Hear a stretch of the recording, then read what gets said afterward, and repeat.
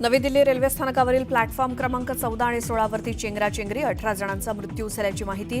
प्रयागराजला जाण्यासाठी झालेल्या गर्दीमुळे चेंगराचेंगरीची घटना।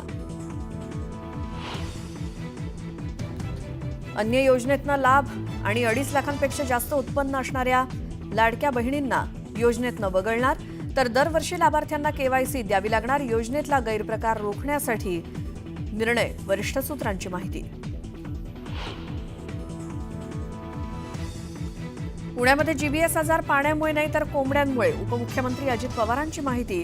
तर कोंबड्या नष्ट करण्याची गरज नाही, अन्न शिजवून खाण्याचं आवाहन।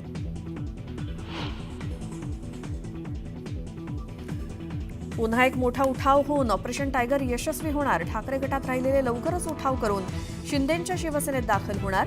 केंद्रीय मंत्री प्रतापराव जाधवांचा गौप्यस्फोट। महाराष्ट्रात लव्ह जिहाद विरोधी कायद्यासाठी हालचाली। कायद्यासंदर्भात पोलीस महासंचालकांच्या अध्यक्षतेखाली विशेष समिती। विरोधकांची सरकारवर टीका।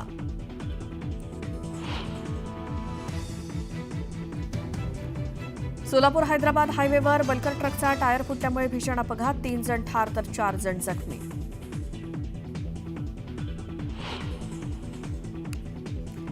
जीवे मारण्याच्या धमक्या येत असल्याची रणवीर अलाहाबादियाची माहिती।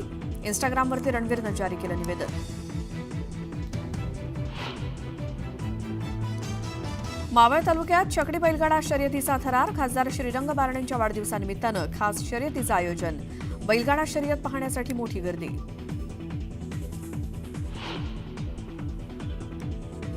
कुंभमेळ्यात स्नान केल्यानंतर अयोध्येतील प्रभू श्रीरामाचं दर्शन घेण्यासाठी भाविकांची गर्दी।